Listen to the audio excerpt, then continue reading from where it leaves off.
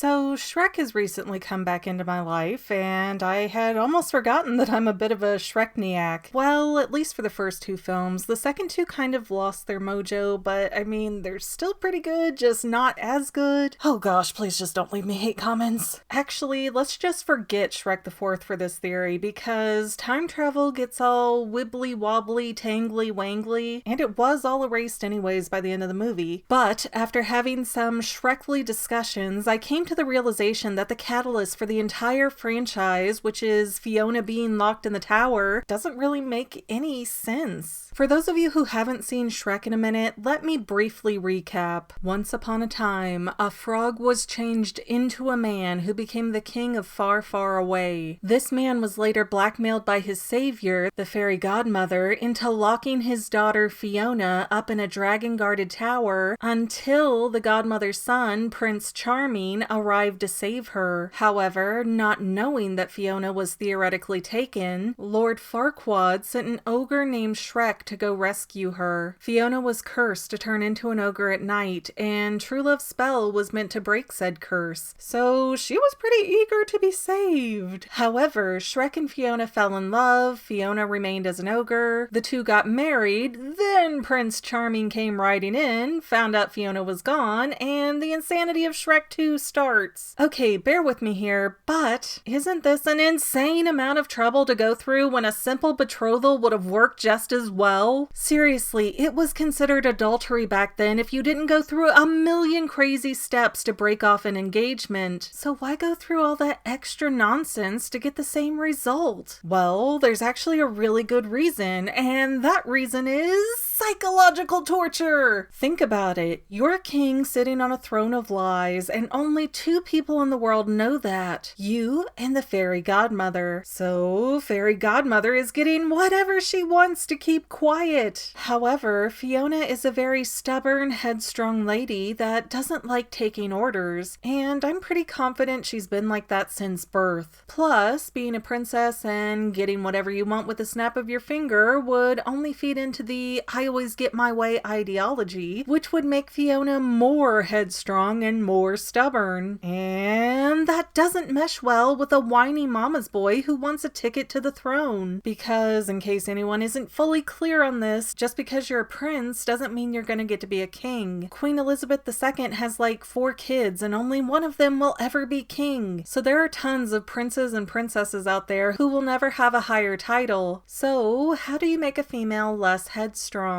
Well, first, you have to knock Fiona down a few pegs to put her in her place, and that's accomplished with a curse. So now she has a serious problem, it's embarrassing, she has to hide, and then somehow, for her own safety and to keep the shame of her condition away from her royal family, Fiona is sent to live as a prisoner. Why? Because of a condition that she was either born with or was inflicted onto her against her will? It took so little for the people to love Shrek. You're telling me far, far away officials just banish their own heir rather than deal with the truth? Couldn't Fiona just go to bed early every night and let that be the end of it all? No, she actually couldn't, because being locked up is a key piece of the psychological component. It told Fiona to be ashamed of herself and to be desperate for true love's kiss, because that would be her only chance to rejoin society. So to break her down and make her a moldable wife for a petty, mean-spirited husband, Fiona had to hang all of her hopes in life on Prince Charming choosing to come for her. Not only would Charming break the curse and make Fiona human, but he would also have to go on a great journey to get her and fight a fire-breathing dragon. By the time they kissed, Fiona would be so mentally fragile and indebted to Charming that she would be a broken-down, demure woman who would sit back idly while her nasty husband ruled over her and took her kingdom. And because that man would have been her savior, his behaviors would have told Fiona that this is what love looks like. It's impatient, entitled, bratty, and unkind. But if it's between that or rotting away alone in a castle, what choice would even the strongest-willed woman have? So the curse and the imprisonment were both required to put Fiona in her place, or at least into the place that the fairy godmother wanted her in, which was a subservient, grateful to be abused young lady who didn't know what love or kindness or happiness looked like. Lucky for Fiona, Shrek got there first. It might not be reality, but theories are more fun, or disturbingly realistic and sad. You pick. Well, that's all I have for now, but this video's not quite over yet. I get a lot of comments that say, do a theory on this topic, but I've already done those theories. So please consider going to my main channel page and clicking on the video tab so that way you can see everything I've done. You will probably find a lot of things you like that you never even knew that I posted. I want to let you know that I also have 2 other channels, Say Halo Goodbye Gaming and the Family Vlogs. Thank you so much for watching, and I hope you enjoyed enough to hit subscribe and share. I can use all the help I can get to let other people know that this channel exists. And if you made it this far, leave me a comment that says something like, hey, I made it to the end. And then let me know what kind of videos you want to see in the future. I can't make any promises, but the more people that request something, the more I can look into it. Okay, well, I love you. I'll see you in the next video.